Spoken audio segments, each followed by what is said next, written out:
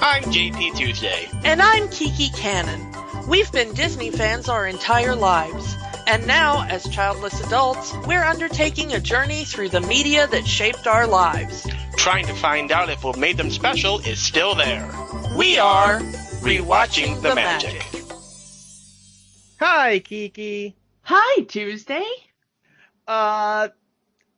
Bit random question. I don't think you probably do, but do you like dogs? No, I absolutely loathe them. They need to get out of my house.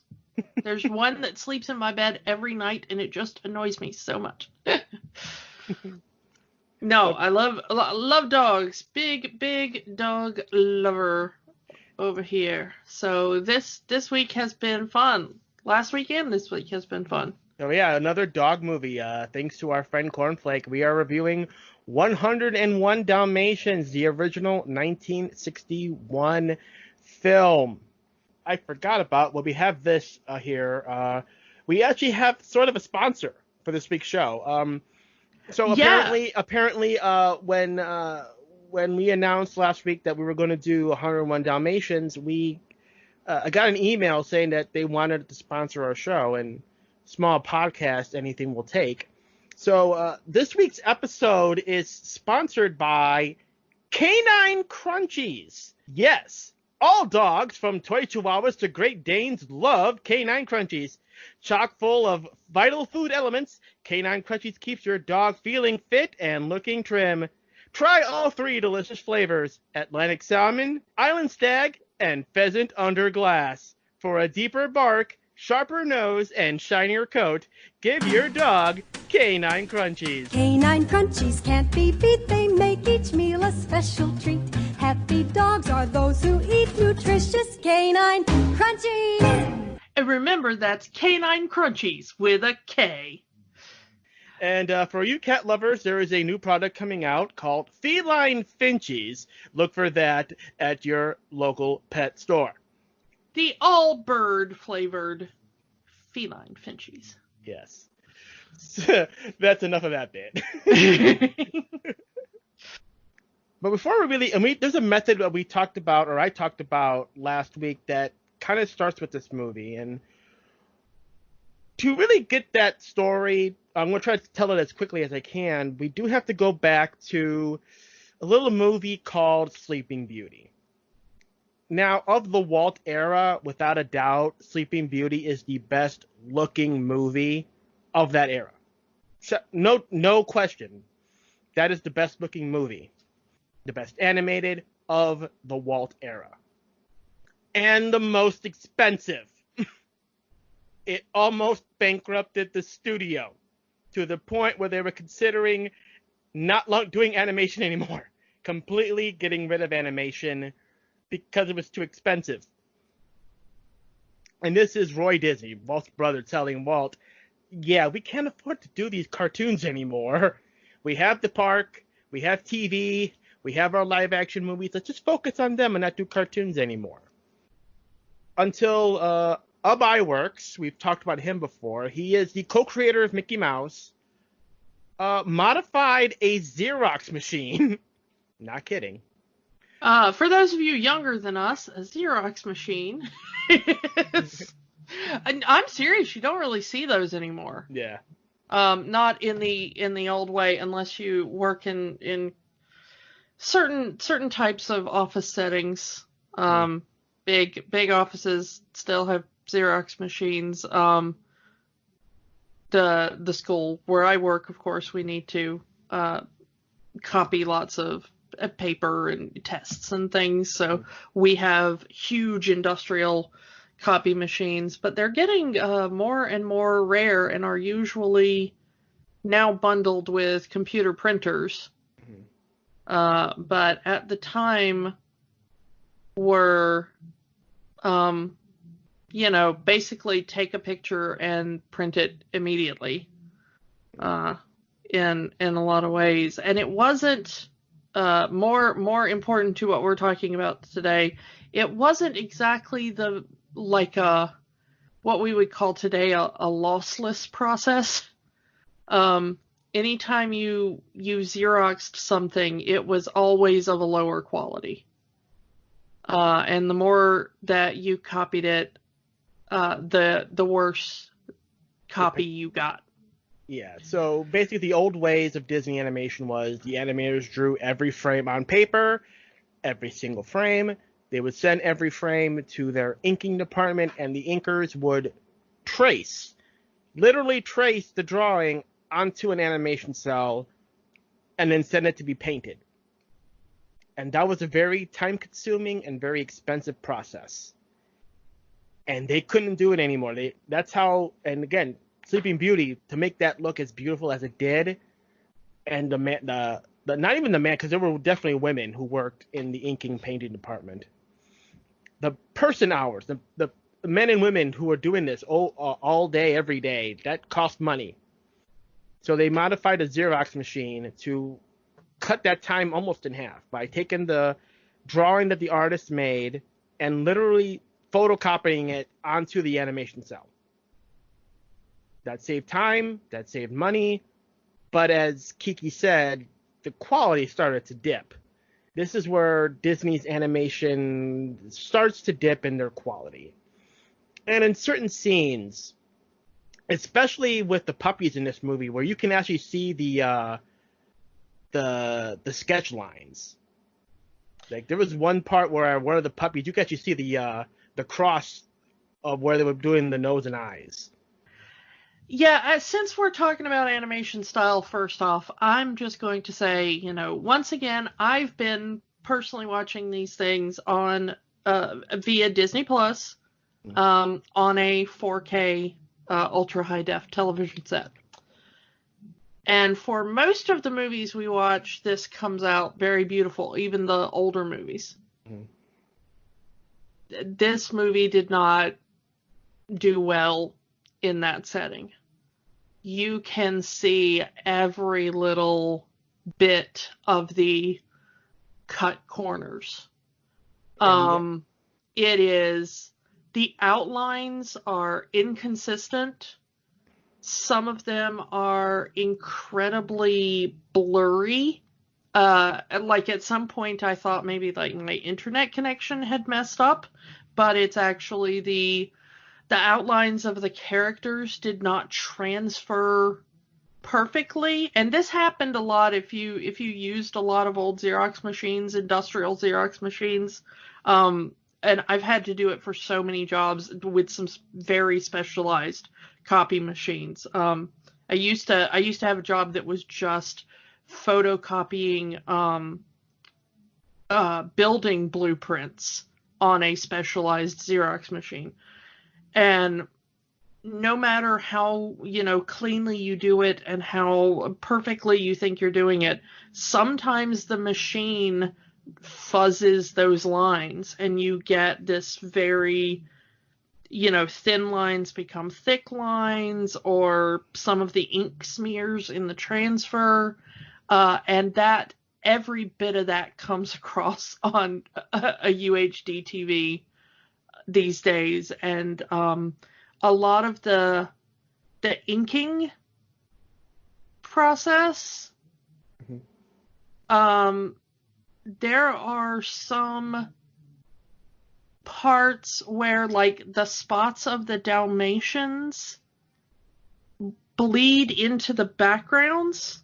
Like it almost looks like in a live action movie when a green screen transfer doesn't go too well, like when somebody has like a spot of green on their clothing and it blends in with the chroma key background and you can kind of see the whatever the chroma key background is through the person. That a similar effect happens in 101 Dalmatians with the spots on the dogs. And it is really distracting. And not the quality you expect from Disney. Yep. And Walt hated it for that very reason, the visual quality dip. But the animators loved it because it was their sketches actually on screen and not someone's copy of their work, someone tracing their work. It was their work. So, yeah, it worked for the animators, didn't really work well for Disney. And they did that up until we talked about Oliver and Company last week. That was the last movie to use it before the entire studio moved over to the CAP system and did everything digitally. And looking at Little Mermaid compared to 101 Dalmatians, definitely an upgrade. Yeah, we talked about how well the Renaissance movies hold up visually. And it was interesting to see, Little Mermaid versus Oliver and Company for that reason. Because it was just like, one movie before. And bringing in that new process improved the visual quality so much. So yeah, I am not a fan of this process. I understand that it cut the labor for the movie and it sped up production, and in general I would be for that as long as nobody's safety is on the line. I'm okay with things that, cut a corner here or there to speed up production in general, but no, I don't think Ub was at his best with this idea. It saved the studio. It did. You do have to weigh it on that one. You're correct. But when you think of a beautiful Disney movie, I like this movie, but it's a little difficult to get through because some of the animation is kind of eye-crossingly bad at points.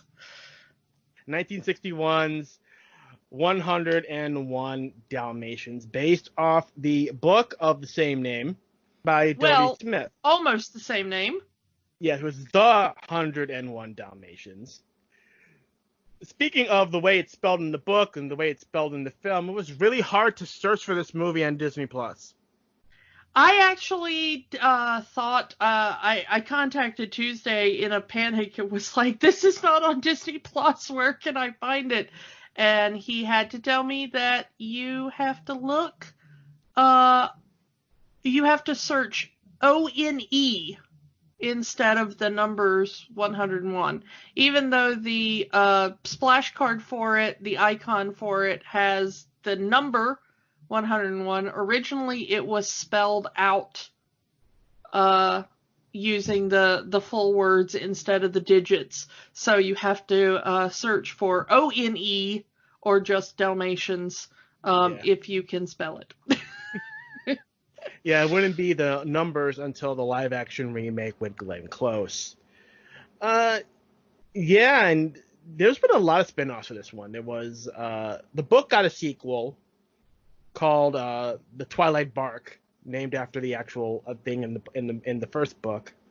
There was a TV show that was called 101 Dalmatians. It was an animated show. There's a current animated show called 101 Dalmatian Street, which takes place in the modern day, and the original movie does take place in the 60s. So it's the descendants of the original 101 Dalmatians. Ooh, with As Long as Dogs Live, that would have to be like their great. So I don't even know what. And somehow Cruella De Vil is still alive. Well, humans do live longer than dogs, and we don't exactly know how old she was. She has to be like in her 70s by now, at least. Well, yes, by now she'd be fairly old, but she was supposed to be originally she was supposed to be a schoolmate of Anita's, so she would theoretically be roughly of same age as Anita. And Anita looked to be somewhere in her 20s. And, of course, there was the live-action movies with Glenn Close and the sequel that came after it that was not very good. So, yeah, and, of course, there was an animated sequel to this movie that we don't talk about because direct-video animated sequels are not the best. Yeah. But let's get to this movie, the original 1961 101 Dalmatians. There's a bit of a cast in here, at least for this. Of names that we've talked about before. Kiki, do you want to go through them? Yeah, we are not going to go through this entire cast because there's like a good 30 named people in this cast, so no. But there are a few names we have talked about before. Playing the one I really want to talk about, playing the captain, who is a horse who aids the puppies. We've got Thurl Ravenscroft back again. Yep. We've talked about him before. You know him best as Tony the Tiger, the man who sang "You're a Mean One, Mr. Grinch." And he, of course, did work on the attractions for Haunted Mansion, Country Bear Jamboree, Mark Twain's Riverboat, Pirates of the Caribbean, Tiki Room, etc. So long Disney legacy there. Mm-hmm. Speaking of another Disney legacy, we've got Mary Wicks as Freckles, who is one of the puppies, the one that has the freckly spots on her nose. We talked about her before because Mary Wicks' final role we talked about before, which was one of the gargoyles in The Hunchback of Notre Dame. She was Laverne the Gargoyle. That's a lifespan, because she was a kid in this movie, when this movie was being made. She was not. She was not a kid when this movie was being made. She was born in 1910, and this movie was made in the 1960s. Definitely sounds like a kid, though. She does have a very youthful sound as Freckles, but she was also the live-action animation reference model for Cruella in this movie, because at the time she was very slender, had this very wiry frame, and so they used her body shape and her movements as an animation reference for the animators for Cruella. So yeah, no, she had a very long career there. But as the main cast, we have Rod Taylor as Pongo, and Rod Taylor was mostly known as for being in the movie The Time Machine, and also in the Alfred Hitchcock classic The Birds at roughly this same time. He was an Australian actor. There is the voice of Pongo. And that's just his voice. He's not even doing any kind of impression. Yeah, there's not a character voice really on that one. He's just doing that. The woman who did Perdita, this was probably her best known role. Not really a lot there. We have Ben Wright in here as Roger, and we've talked about Ben Wright before on our show because his final role was another Disney movie. He was Grimsby in The Little Mermaid. So there we go, a bit of Disney continuity there. And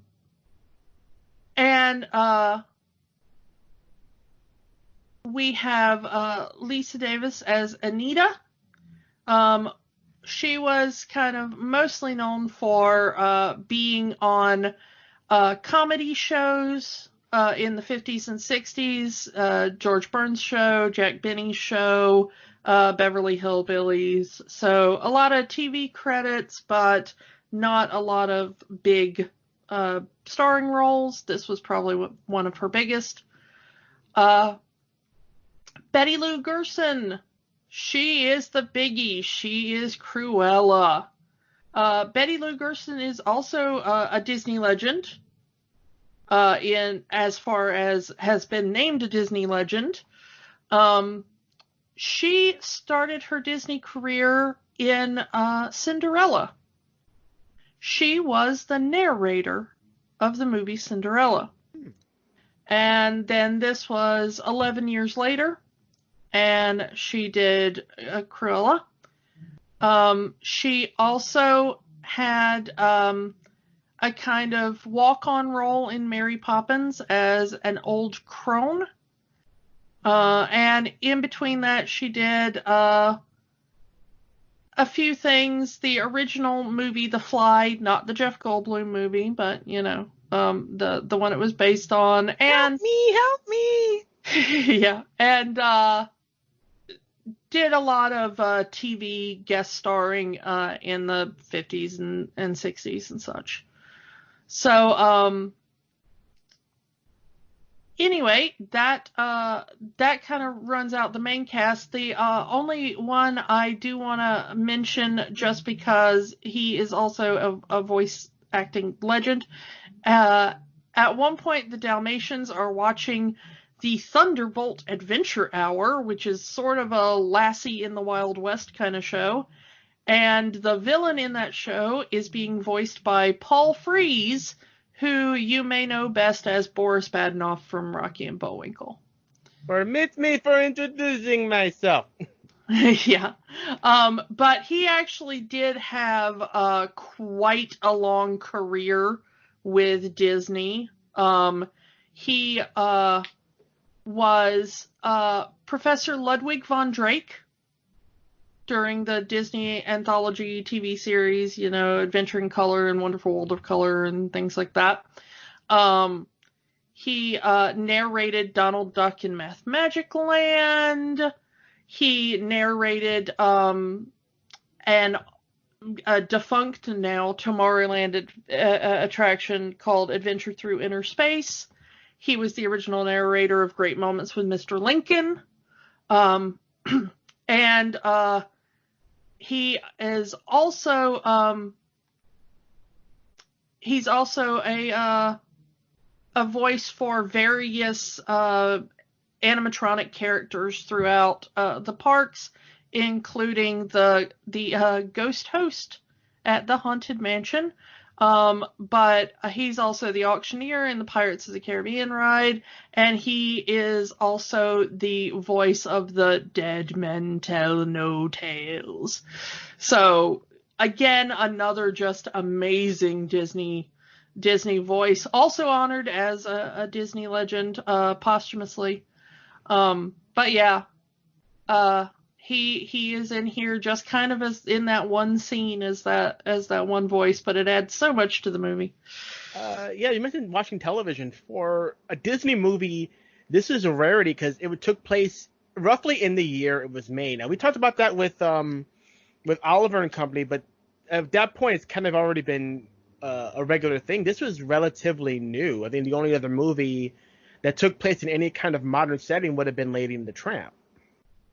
I thought Lady and the Tramp had originally been set further back. Modern-ish day. I mean, 20th century. Yeah. So I really liked that it was a departure for Disney. Mm-hmm. That. You know, they had become so ingrained with the fairy tales. Fairy tales, a kind of medieval aesthetic, especially for their animation. Mm-hmm. They got a little bit, you know, they branched out a little bit for their live action stuff. They did some futuristic stuff in that one.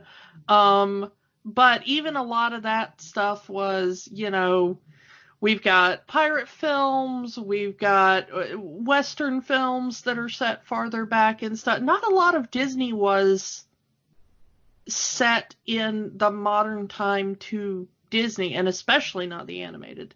Mm-hmm. So, yeah, I liked it. Another departure, even though one of the main characters is the songwriter, this movie's not a musical. Yeah, I had forgotten how low on songs this was. There are only 2 songs in this movie. Yeah. There's, of course, the big villain number, Cruella De Vil. And then it ends with Dalmatian Plantation. Yeah, we talked about that. Good rhyme, but kind of a mildly cringy. Dalmatian Farm doesn't really roll off the tongue and make a good Well, song. like I said, it's a good rhyme. It's good scansion for a song, but okay. I mean, unless you want to count the Kanine Krunchies jingle. Yeah, there is the Kanine Krunchies jingle that I guess could have as a third song.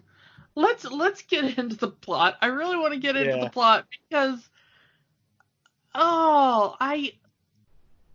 there were a couple of things in the plot of this movie that when I got to the end of the movie, I went, oh, that's been left wide open and doesn't come off so well if you think about it for 20 seconds. So let's get into the plot of this one. You have Roger Radcliffe, a bachelor songwriter living with his dog Pongo, and Pongo's kind of gotten tired of the single life. He wants his pet, as he calls him, to settle down, because he feels that his pet is lonely, but in reality it's like him, like he's lonely. He's tired of being a bachelor. He wants a mate. And just out of the blue one day, he starts looking out of the window and seeing all these other women with their dogs. And of course the joke being, pet owners look like their pets start looking like their owners. And it's a nice visual joke, and it's a trope at this point.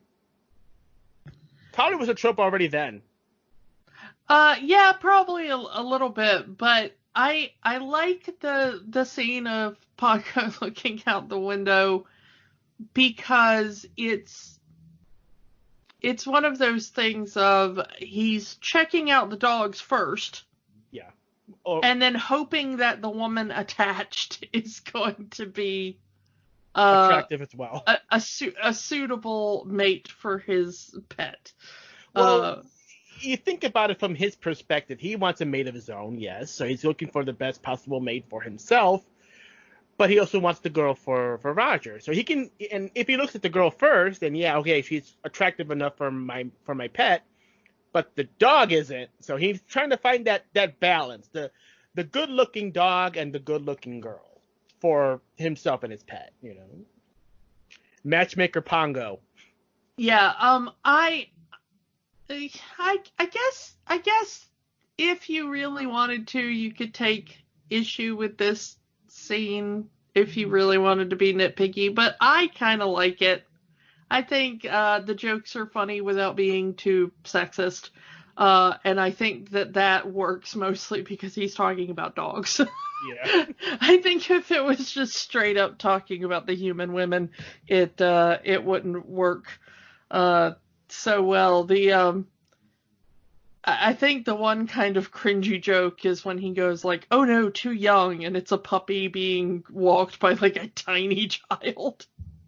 Well, from a perspective of a dog, not really. He even admits he doesn't really know humans so well, so he doesn't really know that much about humans. And that's why it works, because he's talking about pugs and poodles and stuff like that, as opposed to human women. So it's one of those where you can kind of get away with it. Yeah, and then he finally sees Perdita and Anita, and he's like completely infatuated with Perdita, and he just wants to meet her. And luckily for him, Anita is a very attractive looking young woman. Yeah, really, really lucked out on that one. And they're going to the park, so he very sneakily moves the clock forward so that Roger will stop working and take him for a walk. And then they have the most adorable meet cute. See, this is how we get you a partner. We have your dog have to hook you up.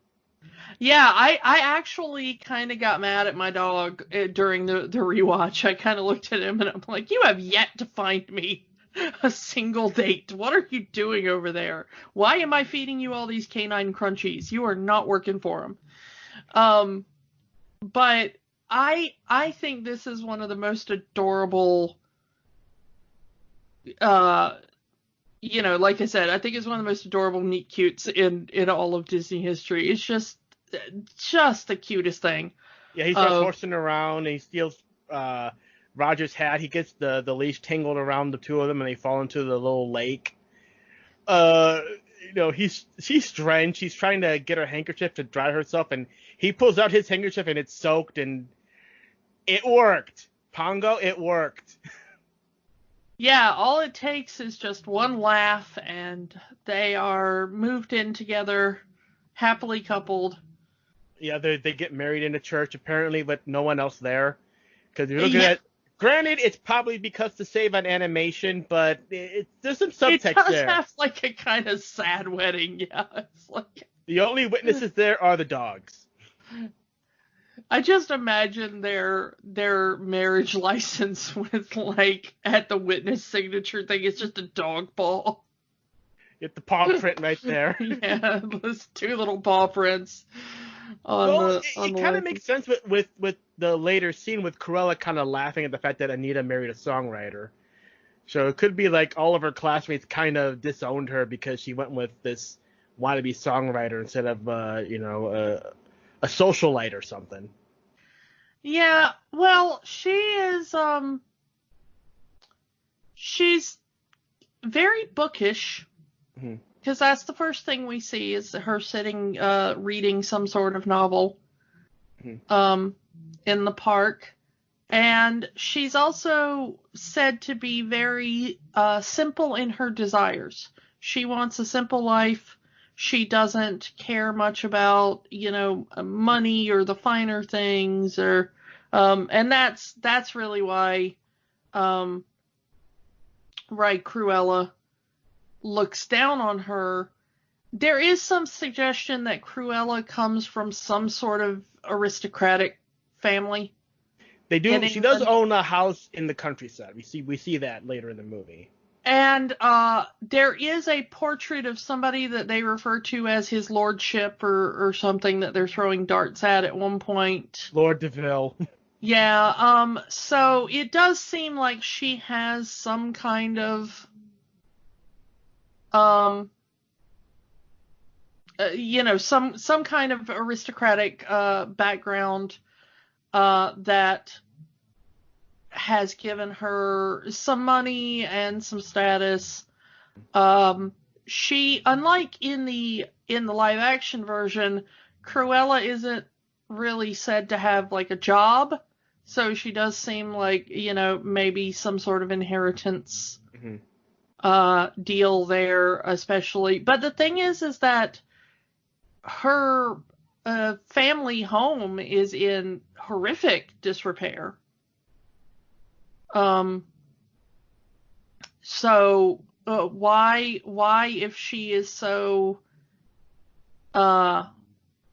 focused on wealth and her status and her look, as seen through her coats and her fashion and stuff, why has she let her family mansion, her country house,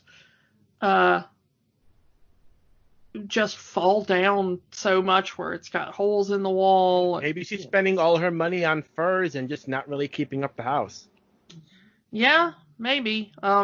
This was about the point in time when a lot of those English country houses started to fall into disrepair because the former aristocracy did not have the generational wealth that it took to keep them up, and they started selling them to the nouveau riche and such. She probably moved to the city and just didn't really care about the old country house. Yeah, I live in London now. Who cares? This one is in London. This is, full on and with a mostly British cast, even yes, some New Zealand actors, but and Americans Americans doing bad British accents because Disney. Yeah. So take a look at Mary Poppins. Yeah. I want to talk about the entrance of Cruella. Because we have this beautiful opening of this film of like, my human is unhappy, I am unhappy with the bachelor life, let's get, that could have been a whole movie. Yeah. I mean, matchmaker movies, the thing is, the ending is the marriage. Yeah, just a romantic comedy with a dog as the catalyst there for them to getting together. But that's like the first, 10, 15 minutes yeah, the first of the movie. 10 minutes after the 3-minute opening credits. Remember when credits used to be at the beginning of the movie? Yes, and in some ways I like that better. Because you don't get people looking at you weird and trying to tell you there's no after credit sequence. No, I'm watching the credits. It's the least I can do. These people made me a movie. Part of me kind of wishes that would come back, is put all the credits at the beginning of the movie, but then you have people walking in 10 minutes later trying to skip the credits. Ugh. They do that anyway. Like, the movie's already started and they're still walking in. It's like, ugh. Oh, well. Anyway. Back to the movie. But back to the movie. In any other movie, that first 10 minutes would have been its own movie. And then all of a sudden, the dogs are just having a lovely lie about. Pongo finds out he's going to be a father. Yeah, we fast forward 6 months into their marriage. Pongo not wasting time. Honestly, as quickly as dogs gestate, I'm surprised they did not already have a litter before this. True. But anyway, Perdita, it tells him that they're going to have puppies. And they are just kind of staring out the window when a car zips around the corner and Perdita goes, "Oh no, that horrible woman." Just and from the car this horn. becomes an entirely different movie. And apparently, Roger gets the inspiration just by saying her name. Cruella De Vil. Well, Roger, I think, is smarter than Anita, because it does seem like Anita grew up with Cruella. And so it's probably one of those things of like, no, she's not evil. She's just always been like that. But Roger meeting her as an adult is like, sweetheart, her name is Cruella De Vil. Her name literally is Cruel Devil. Yeah. The writer of this book is not being subtle. Yeah. And she comes into the door with a pretty famous Disney stock sound effect, which is like I think it's called Castle Thunder or something like that.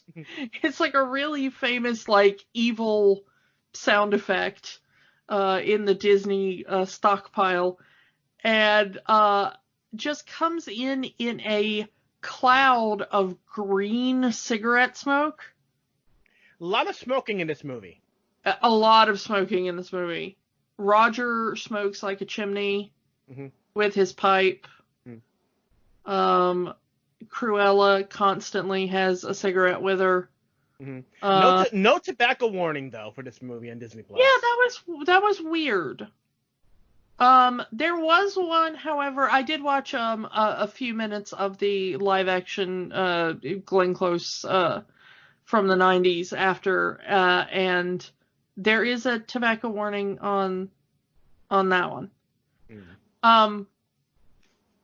But I love the use of the green smoke, because there's the joke that evil stands for every villain is lime, because of Disney's overuse of that color of green to signify its villains.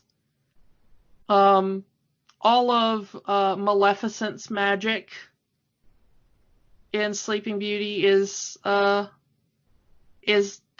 color green.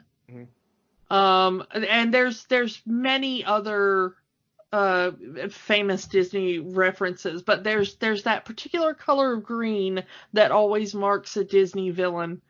And Cruella, I love how they worked that in with the it's not just cigarette smoke, it's somehow evil cigarette smoke. Yeah, everyone else has the regular smoke. Hers is green because she's evil. and somehow even worse smelling. Yeah. Than cigarette, because Anita immediately starts coughing horribly at it, and I'm like, she lives with Roger, and Roger smokes all the time. It even bothers Pongo. Again, Pongo's likely been with Roger his entire life. Yeah.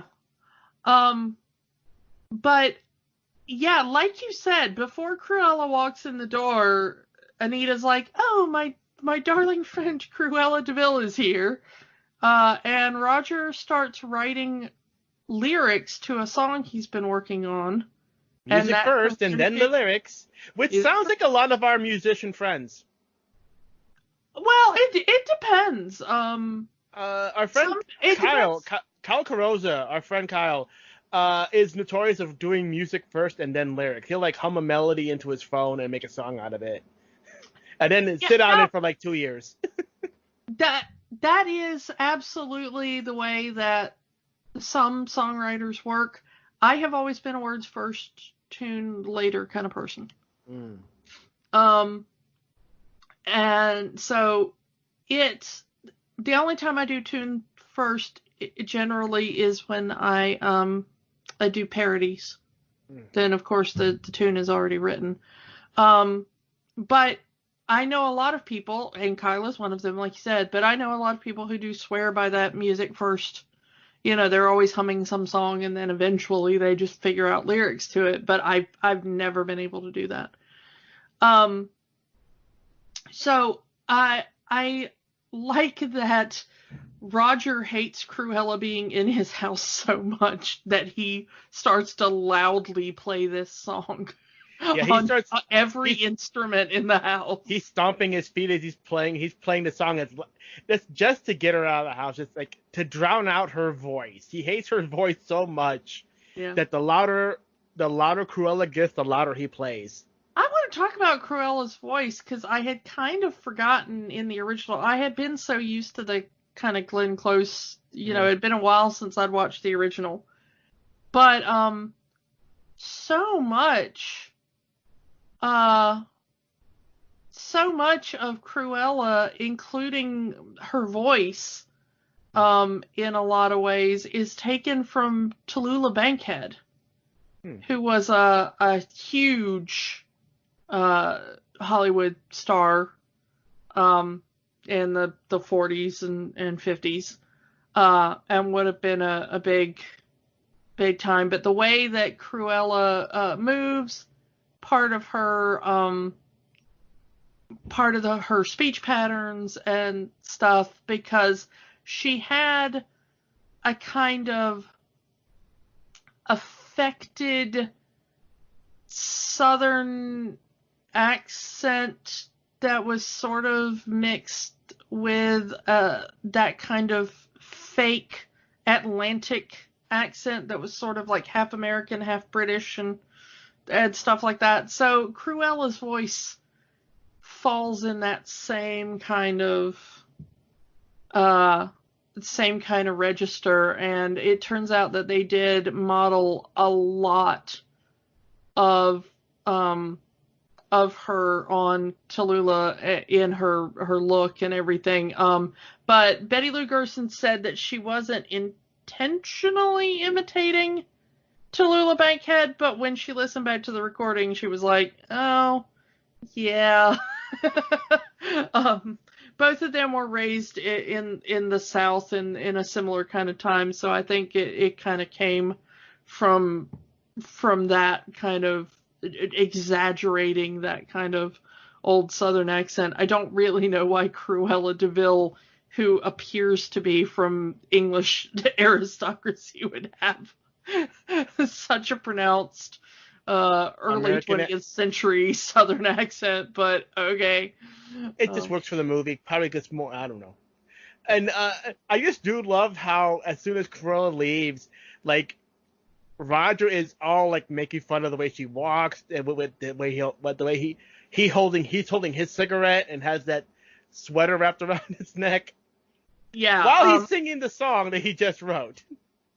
Yeah, and it is, I mean, everybody knows the Cruella De Vil song. That is next to You're a Mean One, Mr. Grinch, that's gotta be one of the most nasty villain songs. It's just like, let me tell you how nasty this person is. One of the few villain songs from Disney not sung by the villain.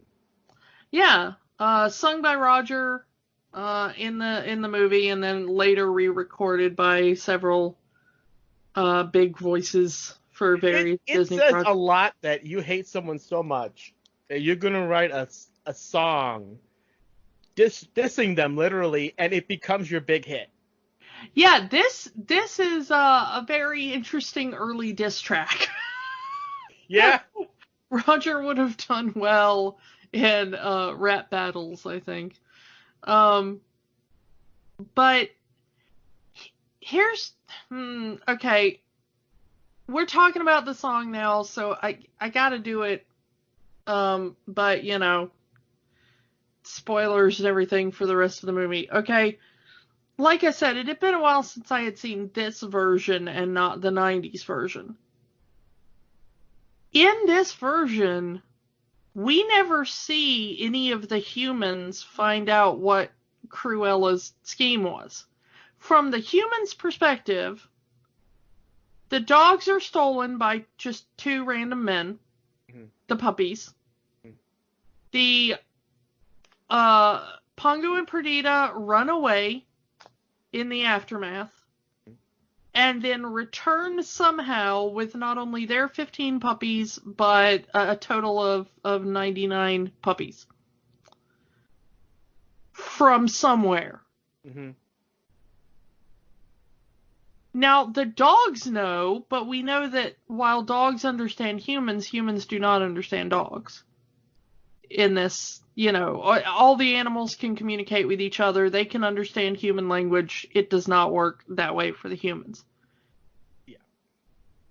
So all they know is that their dogs went missing for a time and then showed back up with more dogs from somewhere. And that's it. Mm-hmm. Meanwhile, while their dogs are gone, Roger writes a song defaming an innocent woman, as far as they know. A woman who is, the only thing she's ever done is tried to buy a litter of puppies from them. For no nefarious purpose, as far as they know. She just seems to want puppies. They don't know about the coat. Yeah. They don't know about the plan, okay? So, the only thing this woman did, from the human's perspective, was Roger doesn't like his wife's friend, so he writes a famous song dissing her and makes a lot of money off of it. Yeah. Like, in any other situation, the next scene of this movie would be like, you know, Lady Cruella De Vil of the De Vil family has sued Roger Radcliffe. Roger Radcliffe for defamation of character. I mean, Simpsons does rip off this movie quite a bit. They did it with the dogs, but they actually do it with Homer writing a diss track about Flanders. And that's what I was remembering when I watched this movie for this podcast. It's like, yeah, I know that Simpsons blatantly parodied the 101 Dalmatians movie and its plot, but it also had an episode where Homer wrote a song just saying how much he hates Flanders, similar to how Roger writes a song about how much he hates Cruella. Also, this is fascinating how fast this song goes viral, because these puppies are not missing for that long. Well, he technically writes the song, let me see, end of September, they say, because they say the puppies were born in October. So around September-ish, he writes the song. October, the puppies were born. November-ish, early December, the puppies were kidnapped, and then the song becomes a big hit around Christmas time. Yeah, which is like such a Christmas song. Yes. Cruella De Vil is a Christmas song confirmed. I guess. But seriously though, this was the 50s. It wasn't like he could just record it in his bedroom and put it up on the internet and, somebody found it and retweeted it or whatever. Like, he had to YouTube did not exist in 1961. Yeah, he had to go to some sort of music production firm, some sort of recording company. He had to sell them this song. Who wants to buy this song? When you're asked, like, well, what gave you the inspiration for this song? Well, my wife went to school with a woman who's probably like some lower aristocracy. She's loaded, and I'm just going to smack talk her for 3 minutes. My wife's best friend is a female, dog. Yeah, it's like, what are you doing, Roger? Like, who let this go beyond an annoying thing Roger sings in his living room to tell his wife that he doesn't like her friends? At least in terms of this, it's probably real life.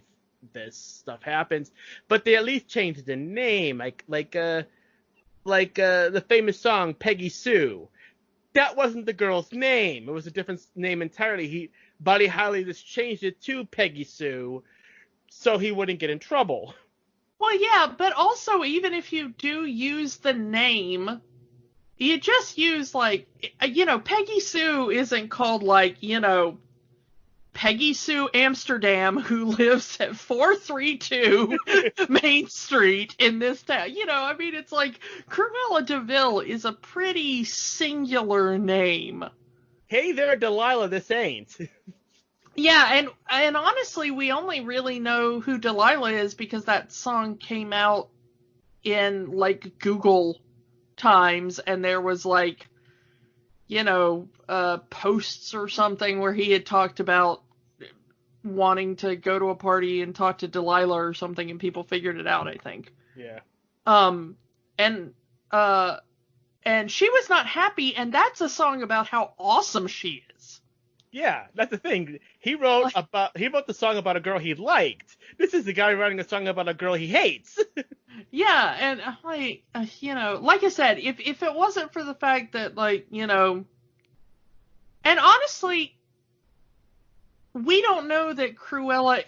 I read I think on the Disney wiki, I think it is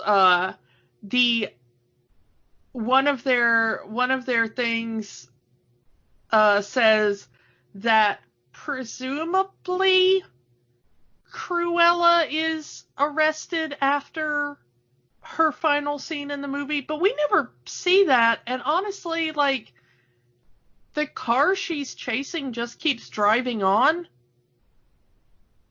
So, like, does the guy driving the junk van get to London and go, like, oh, by the way, some crazy woman tried to run me off the road? Or does he just leave it be? You have to say figures, someone. like, Probably, London, so maybe Scotland Yard, I don't know. But the thing is that none of the humans know that this had anything to do with the missing puppies. So even though Scotland Yard is looking into the missing puppies, it's quite possible that Horace and Jasper just squealed. Maybe? But, like, also, nobody's coming for them either. At the end of the movie, like, well, I would assume they would let themselves get captured only to appear on What's My Crime. They might, but again, because that's a plot point in this movie. It's television. The puppies watch Thunderbolts. The Horace and Jasper watch a game show called What's My Crime, where criminals have a panel guess what their crime was, what they were arrested for. And if the panel can't figure it out, he gets to vacate. The criminal gets a vacation when they finish their sentence. Yeah. That sounds like something you would have today in reality television. I was sitting there thinking, like, I might watch this show, and in America, it would be called Florida Man. Yeah. It would, because it'd just be like, what weird crime did Florida Man commit? Guess it and win a prize. Florida right now. Moving on. Florida all the time. Come on. Yeah. But I can sort of see how you might imagine, but it's not in the movie. You know? I mean, my degrees are in literature, and we're always told to stick to the text. It's not in the movie. And again, we are not talking about sequels made 30 years after the fact. Yeah, no. As this in this one film, that's it. You know, Cruella crashes her car at the end. The puppies get away and get back home, and that's it. The humans are none the wiser for any of this plot. So the movie ends with some puppies went missing for a while, and they came back with way more puppies, and we're just gonna deal with it. And according to Roger, it's like all theirs, because it's like, he says, Pongo, you found the puppies and you made more. Yeah, Roger apparently thinks that Pongo and Perdita had like 80-something more puppies in the span of however long. You know, I looked it up because the geography of England is not my strong suit, but I did Google map it, and they're in London, and they're told when they start when Pongo and Perdita run away to find the thing, that the De Vil hellhole is in Suffolk. I love that. That's essentially the name of the building is Hell Hall. Yeah. We don't know if that's for real the name, or if that's the name the locals gave it because it's in such disrepair. Oh, it's also owned by someone named De Vil. Yeah. But that is about, modernly, right now, that's about a 95-mile drive. Mm-hmm. Which in a car, you know, on motorways and stuff, takes about 2 hours. Mm-hmm.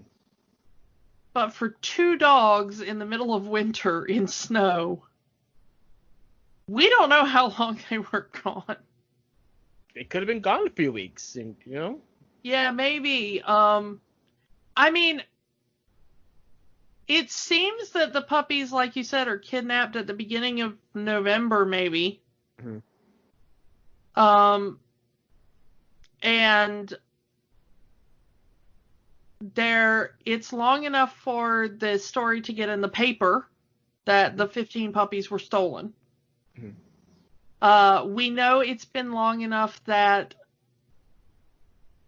Scotland Yard has questioned and cleared Cruella De Vil of any wrongdoing, mm-hmm. because that is mentioned in passing. But it does seem like they had the other 80-something puppies just kind of already there.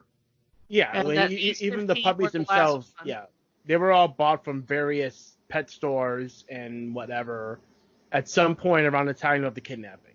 Yeah. So let's talk about the plan. Let's talk about dog skin fur coats. Dog skin fur coats. That's some effed up S. And I'm trying to keep this podcast PG. Well, this is one of those things that I'm going to say by the 1950s, early 60s, yes, most people in a European or, in America, Canada, would not think of wearing a dog skin fur. But you go back a bit, and we used to use, we know that, sorry, my historical reenactor side is coming out, but we know that,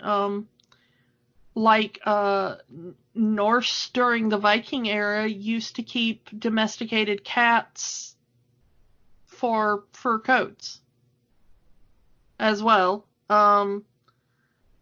As much as I am loath to say it, there is, of course, the ermine, which is a ferret cousin, another mustelid, that is famously used for fur, which would have also been a domesticated animal at the time, and some people kept them as pets. Fun fact, ferrets have been domesticated and kept as pets for at least 2,000 years. And ermines and similar. Wolf skins, not necessarily the skin of domestic dogs, but wolf skins were also big in making cloaks and coats and trims and stuff back in the day. So while it is weird at this point in history, and while we do think of it as cruel because humans have a very specific attachment to dogs as a species now, at other points in history, this would have probably been like maybe odd, but not like you're an immediate outcast, take her to jail, Well, obviously there are buyers, because she's going to make these multiple coats, not just one for herself, but multiple coats for multiple buyers. So obviously there is a demand for Dalmatian skin coats. And that's why she gets all these, 99 puppies to grow them to full size and then make, at least, 30, 35 coats maybe? I don't know. Because we know that with Horse and Jasper say with them as puppies, you'll be lucky to get a dozen out of them. Yeah, that's the weird thing. They did kind of clear up a few of these weird oversights in the live action version. Not a perfect movie, but they did, like the humans find out Cruella's plan and she gets arrested. So Roger's making her a laughingstock in his video game in that version makes sense because she is like infamously in the newspaper as being the woman that tried to murder a bunch of dogs. But they also make a point of saying that the reason she's using puppies is because when the Dalmatians get older, their fur will be coarser, and it won't make as nice a coat. But there's no particular reason she's using puppies in the movie. Well, she wants to use puppies because, she's already been questioned by the police. So she wants to get it done as quickly as possible to essentially hide the evidence. Yeah, maybe. I'm not sure how, turning them into coats really hides the evidence if you're going to be wearing it around town. She's not exactly, being She doesn't seem to be the smartest here. Yeah, she said, she's already been questioned by the police, so she wants to get it done as quickly as possible, sell the coats to whoever's buying them from her, and she never says she's going to wear it herself. She says that she's going to sell them. So obviously other people will have these Dalmatian skin coats. But she is very attached to fur coats. I mean, she has a long speech about how much she loves furs and getting new furs and wearing furs. So presumably she's going to keep one for herself.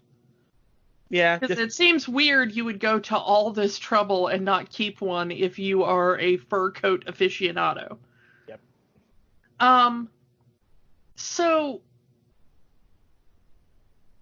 the pacing of this movie was another thing for me. This feels like the older movies where it's very episodic, because Disney was very known for doing shorts. So like the older movies would be like 10-15 minutes of a plot and then another 10-15 minutes of another plot, because that's all they knew how to do was shorts. Now they've been in business for a while at this point, about 20 years at least. But this does feel like the throwback to the episodic way they were doing those older movies. Well, the movie has, that kind of opening act of how this family gets together and the puppies being born and that they're a happy family, so that you feel empathy when the dogs are stolen.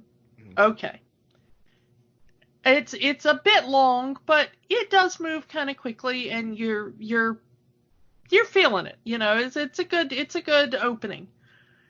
And then we get the theft of the puppies from the house. And then it goes into the Twilight Bark section, which features a few cameos. We mentioned dog cameos. Peg from Lady and the Tramp is in the pet store, and after the limo with the fancy dogs in it, you actually see Lady and Tramp participating in the Twilight Bark. Is Peg the little Scotty dog? Peg is the little gray fur one. She's the one that sings "He's a Tramp." Then the little Scotty dog is in there too. Yeah, the little black Scotty dog is in there shortly before Lady and the Tramp show up. You actually see that dog in a house joining the bark. So yeah, in the pet shop, you actually see Peg in the bed with a litter of puppies.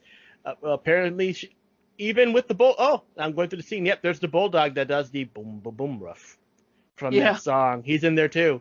So yeah, this is just Disney recycling the models, and that's again another thing that this era did, was recycle a lot of models and animation cycles from previous movies just to save money. You can see there are YouTube videos of the recycled animations that they've done over the years. We don't need to go into that here. But yeah, and of course you get all of the dogs that were earlier in the movie participating in the Twilight Bark. Yeah, all the ones that Pongo was scoping out as potential mates. But this sequence goes on so long.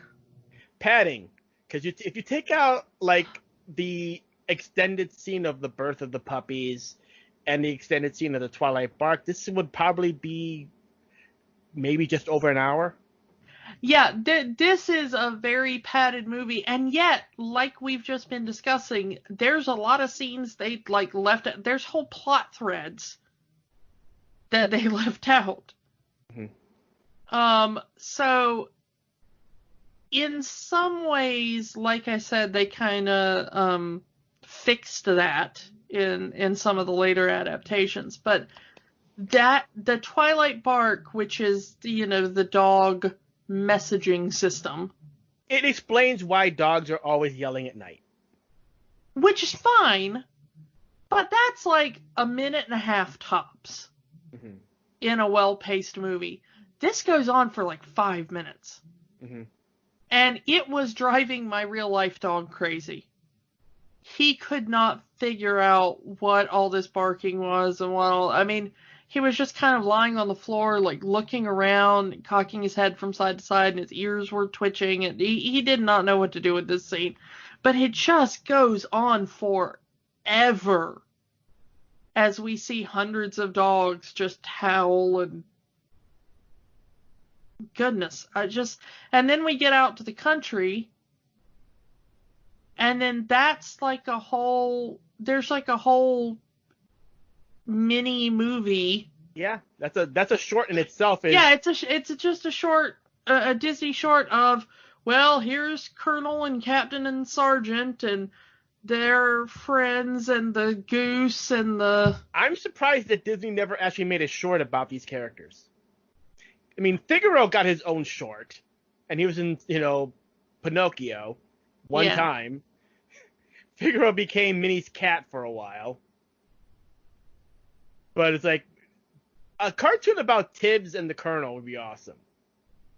Yeah, and I like the characters, but as far as the pacing of the film, this whole sequence just grinds it to a halt. Between the barking and the now we're in the country with a bunch of characters we've just met, and it's also, while it is funny, it's not well-paced jokes. And it's the extended old man joke who can't hear anything. Yeah, they do that, the dog can't hear joke, like 4 times back to back with nothing else to break it up. It is so long. Between that and Rolly's, I'm hungry, Mother. I'm hungry. Yeah, that is an overused joke. Quotation marks around it, question mark. So,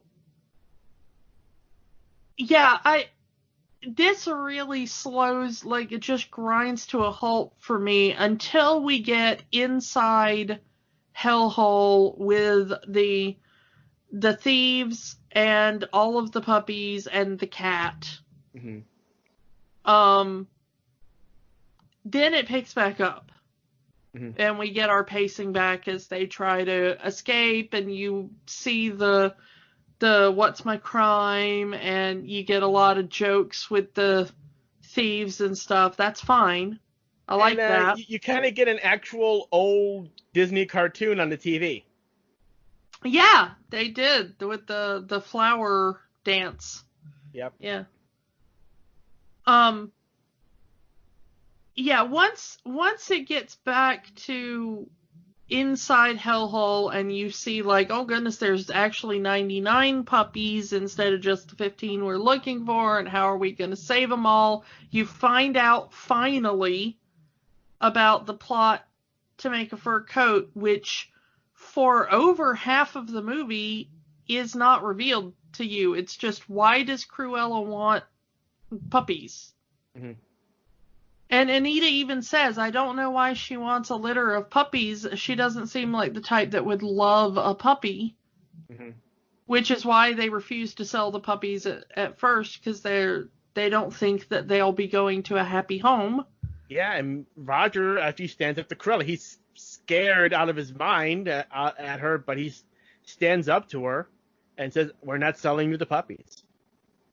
Not one. Yeah, so it's a good instinct, but they don't really have any reason to believe that she's up to anything horrific, like I said. And then we, as the audience, don't even find out that that's what she wants to do with them until she shows up at Hellhole, like, an hour into the movie. Yeah. And goes like, I want to turn these all into fur coats, kill them, and then leaves. And you're like, well, that was a twist.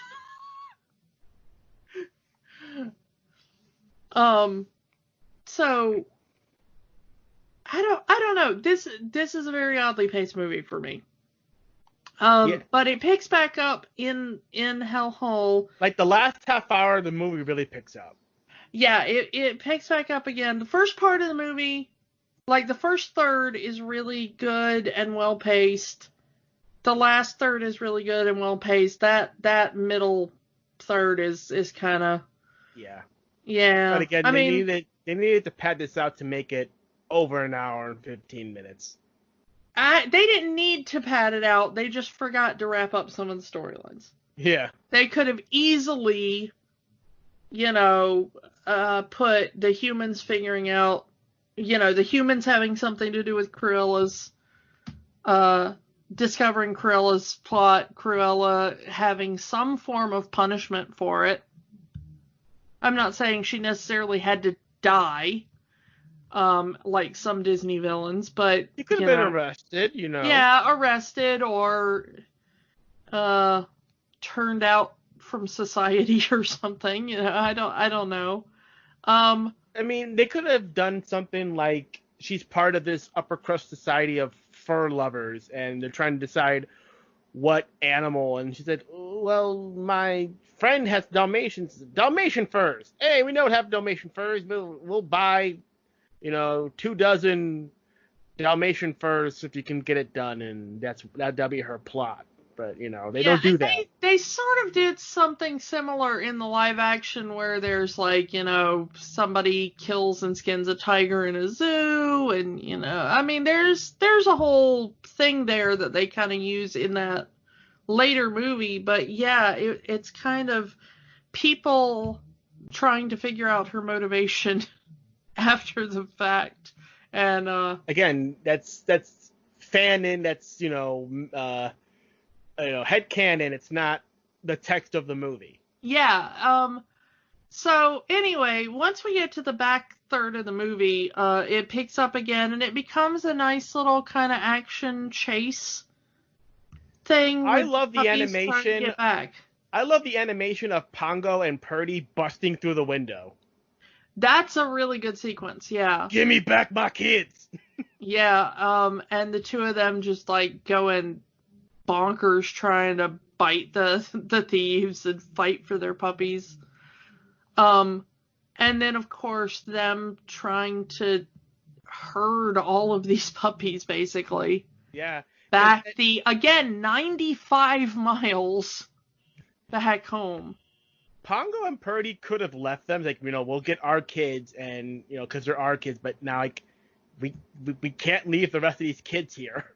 Yeah, once they find out what the plan is, they're absolutely not going to leave these puppies. And I like that all the animals are helping. Mm-hmm. It's not just dogs.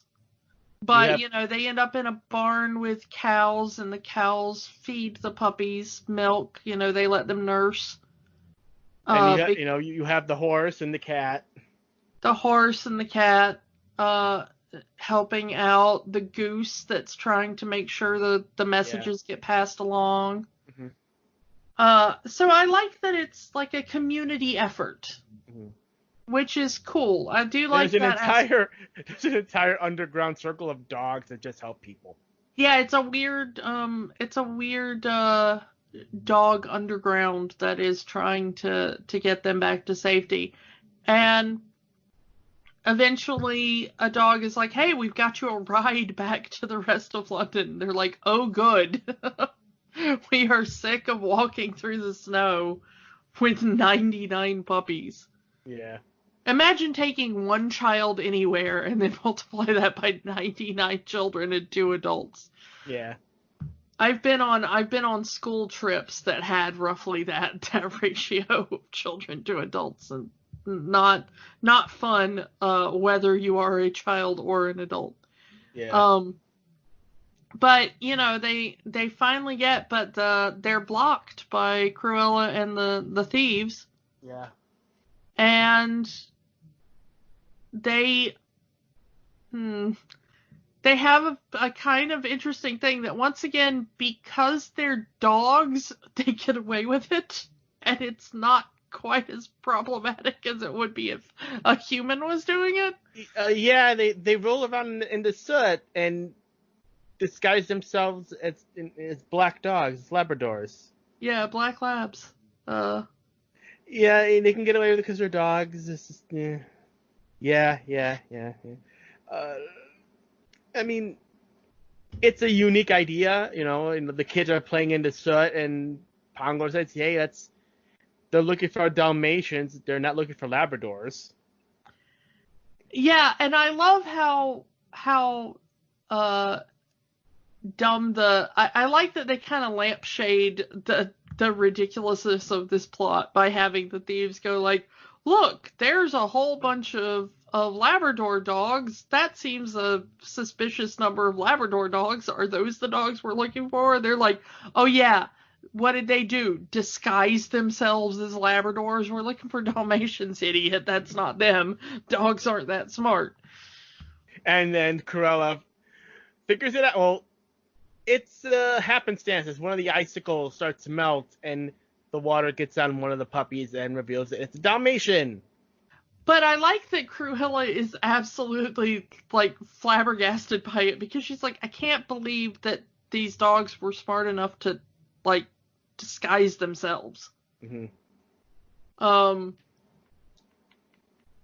But then, then we get the kind of final car chase as all the dogs get into... And I love this, because, especially the way it was animated, the story of how this scene was animated, and how they literally made a model of Cruella's car, had it go, kind of recorded themselves by hand, moving this car how they wanted it to go, and they drew over the recording of that, playing with that model car, and that's how they got Cruella's car to move the way it does in the movie. Yeah, and it's a really well animated, and it's got some really great frames. Mm-hmm. Cruella's evil faces that they draw. Her eyes just change into psychotic. I really do like it. This is an excellent sequence, and I love the guy in the van, the guy driving the van, because he has no idea what is going on. All he knows is there's this crazy woman trying to run him off the road. He doesn't know why. Yeah, he has no idea that the dogs are in the back of the car. She's not yelling anything at him. She's honking some, but that's, what does that mean? Yeah. So I love this whole scene, because I love the idea that there's just this, like, poor little guy in a junker van trying to finish his run to London, so that he could get back home for Christmas and be with his family or whatever. And here comes this, like, crazy rich woman trying to run him off the road in her, like, really fancy car that she completely wrecks by the end of this movie. Yeah, that poor car. That's a nice car too. I want that car. It's a good looking car. But yeah, the animation kind of gets a little bit better in the final sequence, in the final car chase. Yeah, they put a lot of effort into making this car chase look good. Yeah, and yeah, I don't know, it's an interesting ending, and a very action-packed ending. But again, it just kind of stops with, like, well, Cruella runs off the road and I guess gives up? ? Like, she just goes back home and lives the rest of her... I don't know. Again, we are not counting sequels made after the fact here. We're just counting the movie itself.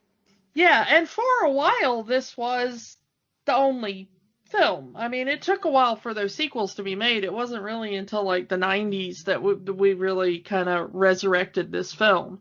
Mm-hmm. So there's a good 30 years. And that was only because of the popularity of the live-action movie. Well, yeah, but I mean, like I said, there's like a good 30 years where this was just the film. The villain gets away with it, sort of? ? Yeah, there's no punishment that we know of in this film. She gets run off the road, she calls the two idiots, and that's it. Yeah, and the puppies make it back to Roger and Anita. On Christmas Eve! It's a Christmas miracle!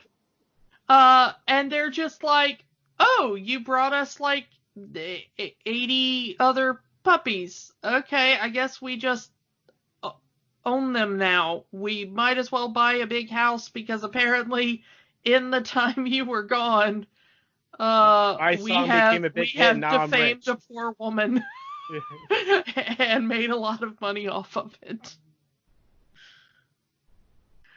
So yeah, it's a little, and then they sing that they're gonna run a Dalmatian plantation.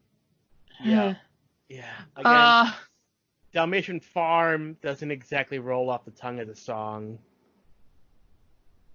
Puppy farm, maybe. And puppy ranch. Puppy ranch. How many head of puppy do you have? So yeah, they I mean, the sequels, the TV shows, and everything show that they actually just bought a farm, and now all the puppies live on this farm. And they apparently live off the residuals of the Cruella De Vil song. Yeah, I honestly think that Cruella De Vil only became the kind of Disney icon that she did for two reasons. One, the design is amazing. I mean, instantly recognizable. That thin frame and that giant coat and the crazy two-toned hair. Mm. I mean, it's a really fascinating character design. But then also that song. Yep. Which in the film is completely unearned in the context of the film. Mm-hmm. But it is one of the catchiest songs ever written and one of the greatest villain themes Disney ever turned out. So I love that. Some of the lines in that one is just amazingly written and just cruel. Like, this vampire bat, this inhuman beast, ought to be locked up and never released. Like, I mean, yeah, but apparently she never is. Movie.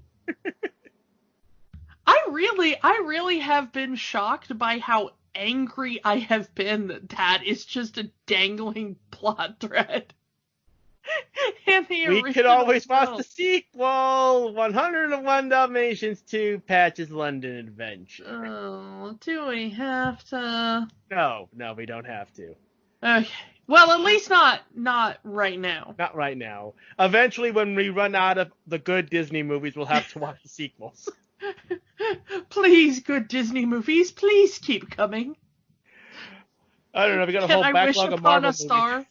Yeah, when you wish upon a star, the good movies will come. And yeah, 101 Dalmatians. It's honestly, for the most part, it's still a good movie. I mean, it got a lot of critical acclaim when it came out. Saved the studio. Yeah, the middle third of this movie, Act 2 of this movie, drags a lot. But I actually had fun rewatching this movie again. So you're saying that there is definitely the Disney magic? I'm going to say yes.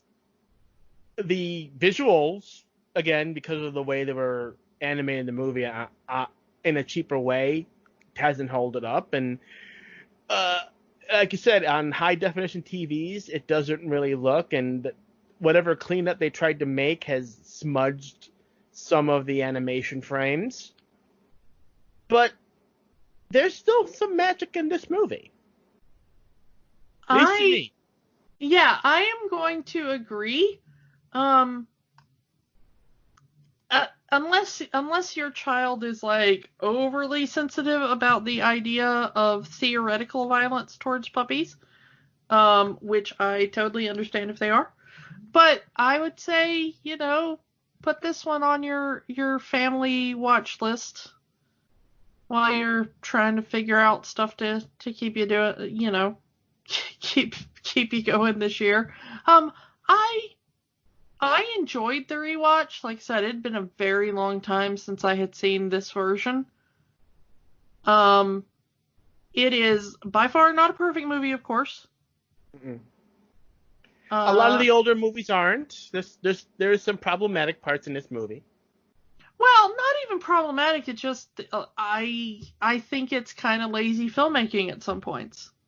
I think the pacing is kind of off. I think some of the jokes don't work. Not necessarily on an offense level, but I don't think they're timed right. I don't think they're delivered with the correct punch.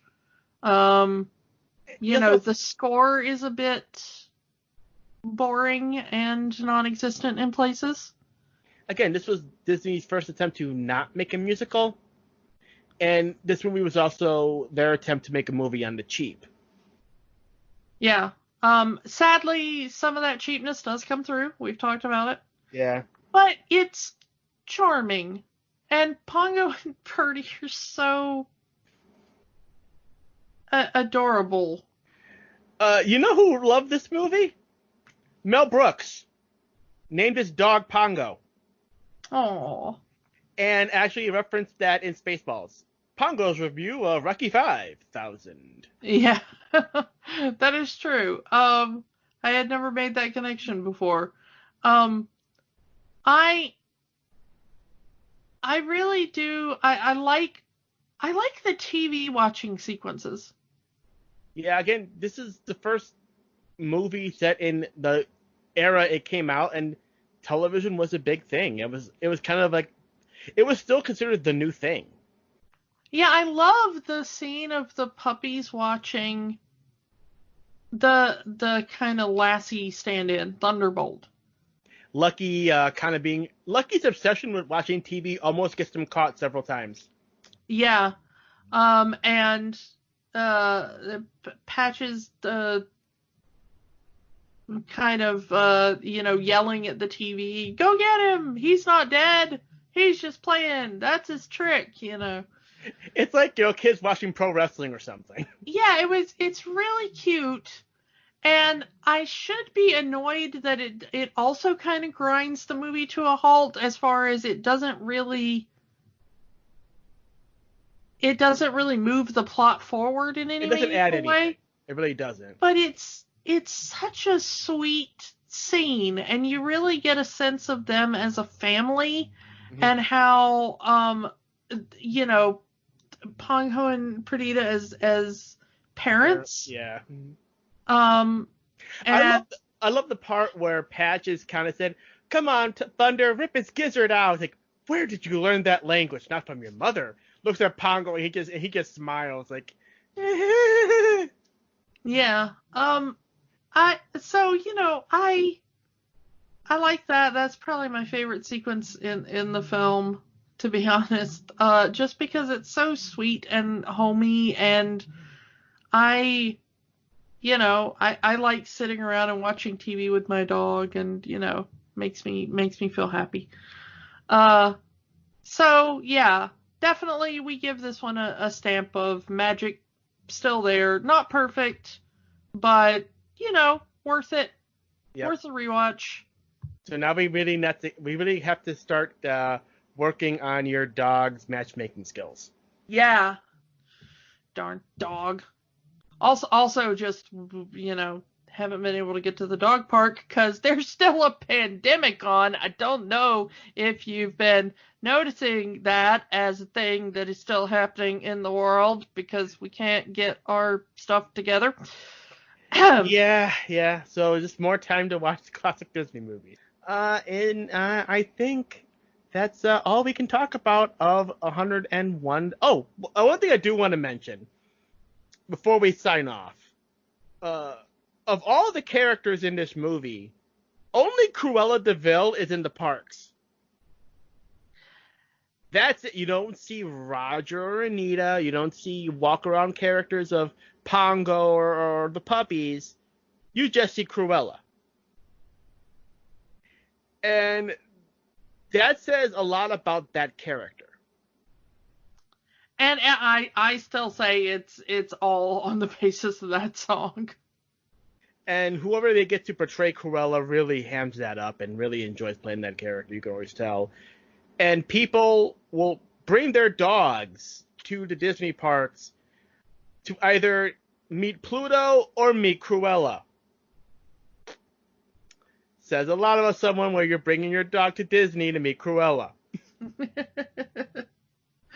Come on, say you want to make a fur coat out of my dog. Just say it. Come on, for posterity. Like, what's your dog's name? It's a purse. It is Shawl. Look up, honestly, go to YouTube and look up Cruella De Vil interacts with dogs from Disney parks, and it's hilarious. Especially the parts where you can tell that the actress, the cast member, really does love dogs and is trying to stay in character. I know that would probably be an impossible thing for you if you had to play Cruella. Yeah, I could not play. I mean, I could play Cruella in the abstract. I could not play Cruella if you put a dog in front of me. I would just be like, "Oh, puppy!"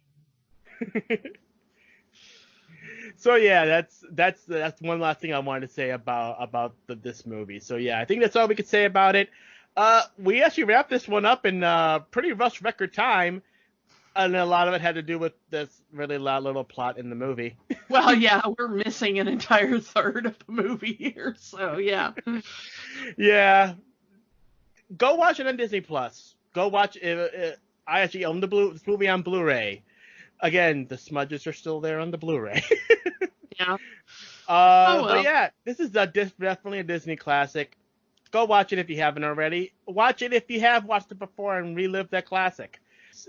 Speaking of, what's up for next week? We are, well, our next movie technically was not a Disney movie when it was made. It was later acquired. Have you been paying attention to certain commercials that may have come out for Disney productions in the last week or so? Because I don't know if you heard, but there's a new Muppet series coming next week on Disney Plus. So in honor of that, we are going to go back to the original Muppet movie in honor of the new Muppets Now series on Disney Plus. Jim Henson's first attempt at a full movie. Yeah, his full-length feature debut there. The Muppet Show had been going on for a while. He had done several television specials. Yeah, but, Sesame Street was already a big thing. Mm-hmm. Had been going for a while. Of course, he had years of smaller shows and also lots and lots and lots of commercials that he had done. Various other projects, short films, but this was his like first Wilkins feature. Coffee? I love Wilkins Coffee. So yeah, we're gonna be talking some Muppets next week. Not just the movie, but whatever else we can think of at the time, but mostly the original Muppet movie. So join us for that. So yeah, that's all we got to say about 101 Dalmatians. Next week, the Muppet movie. Come back for that, and we will talk to you all next week. Bye! Tuesday, I'm hungry. So hungry. Go to bed, Kiki. But I'm not tired, I'm hungry. Bye. Bye. Thank you for listening to Rewatching the Magic. We invite you to keep the magic going by joining the conversation online. Find us on Facebook at Rewatching the Magic, on Twitter at Rewatch the Magic, and of course, find all new episodes at rewatchingthemagic.podbean.com. Until next time, remember, the magic is for everyone. It only stops if you let it.